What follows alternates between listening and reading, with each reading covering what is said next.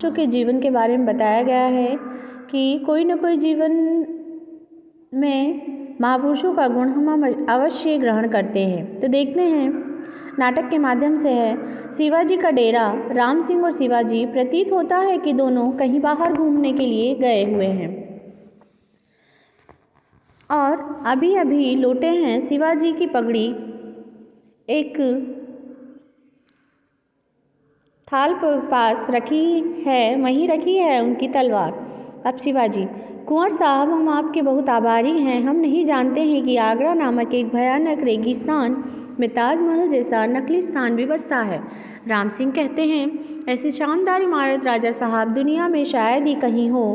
एक बादशाह के अमर प्रेम का सपना जो धरती पर साकार होकर उतरा है। 20 साल से तो इसे बनवाने में लग गए, तब कहीं जाकर तैयार हुआ। शिवाजी नकली आश्चर्य से, शिवाजी मतलब नकली आश्चर्य होता है, उन्हें आश्चर्य का भाव लेते हैं। 20 साल से ज़्यादा मुस्कुराकर, कैसा आश्चर्य है कुंवर साहब कि एक बादशाह अपना शानदार मकबरा बनवाने में अपनी आधी ज़िंदगी खर्च कर देता है, वह भी महज इसलिए कि मरने के बाद उसका नाम याद रहे। क्या इससे यह बेहतर नहीं कि मनुष्य ऐसा काम करे कि मरने के बाद उसका नाम याद रहे। अपना नाम याद रखने के लिए उसे मकबरा बनवाने की ज़रूरत ही न पड़े। उस फूल की तरह जिए जो कुम्हला कर मिट्टी में मिल तो जाता है, मगर मिट्टी की को सुगंधित कर देता है। क्यों कुंवर साहब? शिवाजी कहते हैं, अच्छा कुंवर साहब, यह जो संगमरमर का सपना है, यह क्या इसकी नींव भी संगमरमर की बनी है? राम सिंह, नहीं राजा साहब, नींव में तो यही मामूली मगर मजबूत पत्थर लगे हैं। शिवाजी मुस्कुराते हैं। राम सिंह, राजा साहब आप मुस्कुरा रहे हैं। शिवाजी, सोच रहे थे कि जब नींव में हजारों मामूली खुरदरे पत्थर अपने को दफना देते हैं, तब कहीं एक सपना साकार हो पाता है। एक हमारा भी सपना है, हिंदवी स्वराज्य का सपना। माता भवानी के आशीर्वाद से हमारा सपना भी साकार होकर ही रहेगा। जब हो जाएगा तो हमारा कर्तव्य कहलाएगा, मगर जिनकी शहादत की नींव पर खड़ा होगा, उनका न नाम रहेगा न निशानी ही रह जाएगी।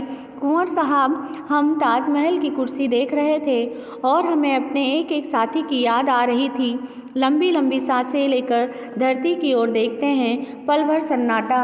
राम सिंह आगे, राम सिंह, राजा साहब गुस्ताखी माफ़ हो, एक बात पूछूं कई रोज़ से। शिवाजी हंसकर, यह दरबारी रस्म रिवाज।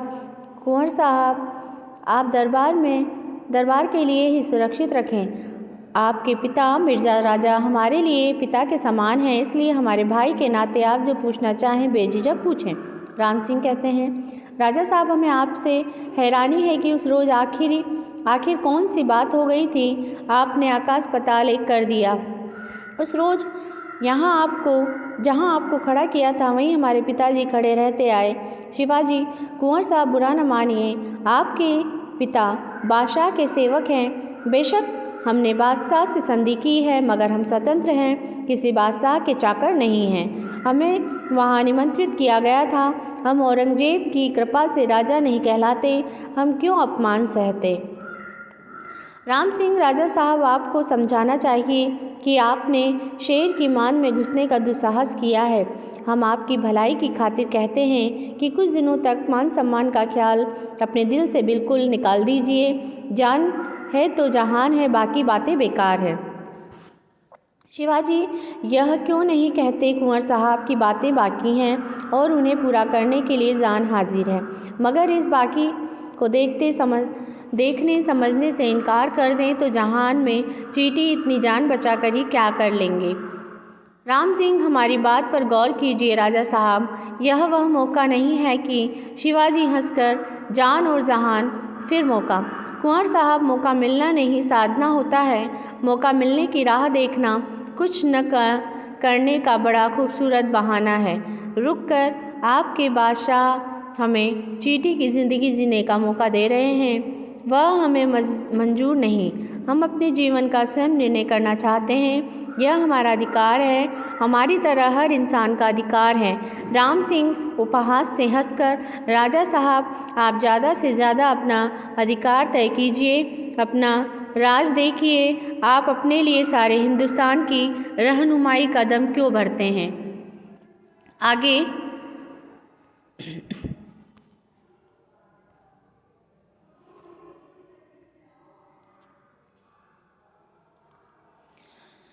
फिर शिवाजी कहते हैं, इसलिए कि हम सारे हिंदुस्तान में अपने को जुड़ा हुआ पाते हैं। कुंवर साहब, हमारा इतिहास हमें जोड़ता है, हमारा धर्म हमें जोड़ता है, हमारा भाग्य हमें जोड़ता है। हम ऐसी हर आत्मा से जुड़े हुए हैं जिसमें आज असंतोष की आग जल रही है और जो आने वाले कल को बनाने की खातिर आज अपनी जान पर खेलने को तैयार हैं। मुस्कुराते हुए हमारे एक सवाल का जवाब देंगे कुंवर साहब? राम सिंह, पूछिए। शिवाजी, कुंवर साहब, आपके भाई के नाते हम आपसे पूछते हैं कि इस खेल में आप किसकी तरफ से मैदान में उतरेंगे? राम सिंह को मौन देखकर जवाब दीजिए। राम सिंह सक पकाकर हम संशयपूर्वक, आप हमसे क्या कराना चाहते हैं? शिवाजी, हम तो क्या कुंवर साहब, दुनिया की कोई ताकत आपसे ज़बरदस्ती कुछ नहीं करा सकती, बशर्ते आप अपने को जानते हो। आप अपने से पूछिए कि खुद आप क्या कर सकते हैं, क्या करना चाहते हैं। हमने जो कुछ चाहा किया, आज यहाँ आपके बादशाह की राजधानी में मौजूद हैं, अभी कुछ और बाकी है, वह भी करना चाहते हैं। राम सिंह, हम समझें आप यही चाहते हैं, न कि हम आपके साथ मिलकर बगावत करें, अपनी स्वाभिभक्ति को कलंकित करें। राजा साहब, आप तो हमारा लोक और परलोक दोनों को बिगाड़ने की नसीहत दे रहे हैं। शिवाजी कहते हैं, कुंवर साहब, स्वामी भक्ति से हम भी वाकिफ़ हैं। जो स्वामी भक्त को कुचल देती है वह स्वामी भक्ति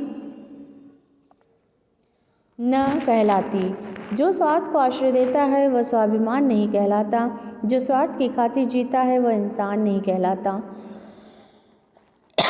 कुंवर साहब, आप जिसे स्वामी भक्ति कहकर गर्व अनुभव कर रहे हैं वह ठीकरी से बढ़कर नहीं, ठीकरी मतलब खाली बर्तन पर ठीकरी पर सोने का पानी चढ़ाया गया हो और आप उसे शाही मोहर मानकर मस्तक पर धारण किए हुए हैं। राम सिंह, राजा साहब, यह आप क्या कह रहे हैं? आप हमारे अस्तित्व को ही मिथ्या मान रहे हैं। शिवाजी, आपने सही पहचाना कुंवर साहब, क्या सार्थकता है आपके अस्तित्व की जब आपकी आंखें मूंद दी गई हो, आपके कान ढक दिए गए हों, हृदय में भय और आतंक हो, जीवा राम का नाम लेने के स्थान पर बादशाह का जय घोष करने को मजबूर कर दी गई हो। आपकी स्वामी भक्ति एक किस्म का गहरा नशा है कुंवर साहब, जो आपको दिन दुनिया से बेखबर बनाए है। नहीं दिखाई पड़ता आपको राणा सांगा, जो आज भी जमुना के कछारों में हताश होकर भटक रहा है। राणा प्रताप, जो आज भी रेगिस्तान में फाका कशी कर रहा है। नहीं सुनाई पड़ता आपको धधकते अग्निकुंड में कूदकर प्राण विसर्जित करती महारानी पद्मिनी का नीरव रुदन, या हमारी माँ बहन मौसी चाची का दिंगदिगत को चीरता करुण आर्तनाद, जो किसी महावत खा द्वारा जबरन भगा ले जाने के क्षण में उठा था। रुक कर जाने दीजिए कुंवर साहब, जिनकी दौड़ रनिवास के विलास से दरबार तक और दरबार की कदमबोशी से रनिवास के विलास तक सीमित है, वे नहीं जान पाएंगे उस कसक को जो हमारे दिल को साल रही है, न कभी देख पाएंगे उस चिंता को जो हमारे मन में दू दू कर जल रही है।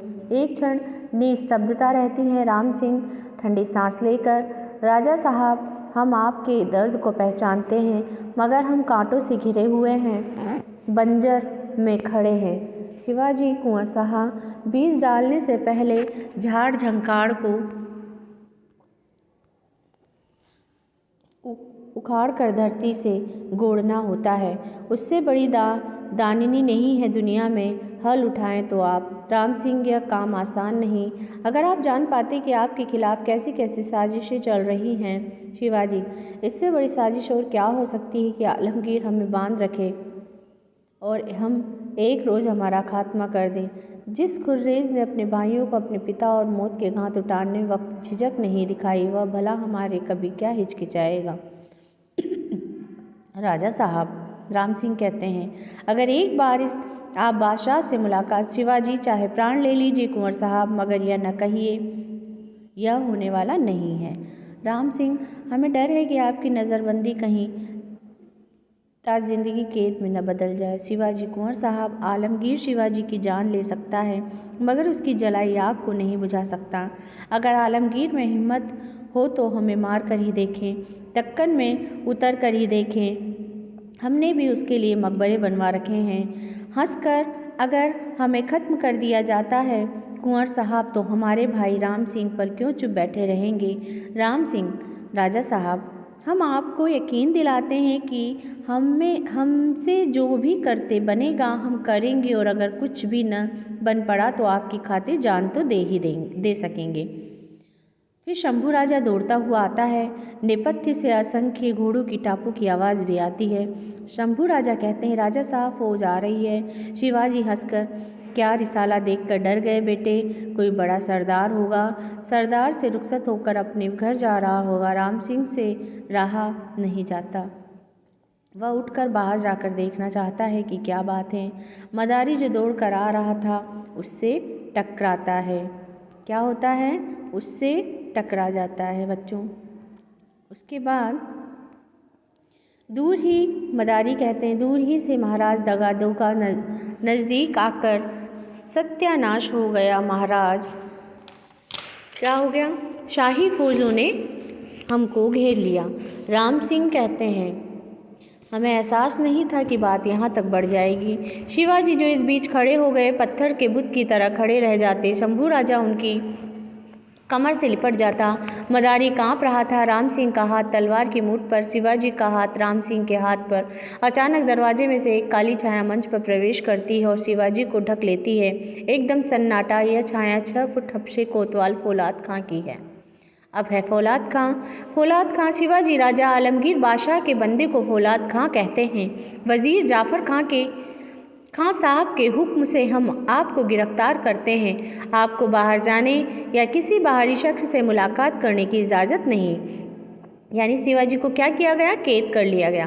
फिर बादशाही फौज के 5000 सिपाही नंगी शमशीरें तलवार लेकर दिन रात बाहर पहरे पर तैनात हैं। आप अब हमारे कब्जे में हैं। यानी शिवाजी को फौलाद खां ने कब्जे में ले लिया। अब शिवाजी इस पर बोलते हैं, अपने को संभाल कर बोलते हैं, खां साहब यानी फौलाद खां साहब, आप अपना काम कीजिए, हमारी तरफ से आपको कोई शिकायत न होगी।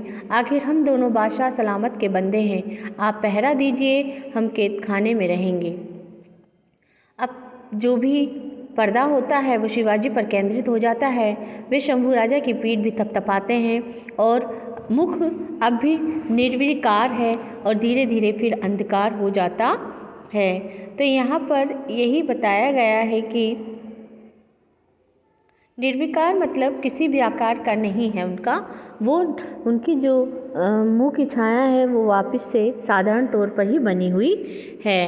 गिरफ्तार होने के बाद भी उन्हें ये गम नहीं है कि मुझे गिरफ्तार कर लिया गया। बच्चों, ये पाठ आप ध्यान से फिर से पढ़ेंगे। धन्यवाद।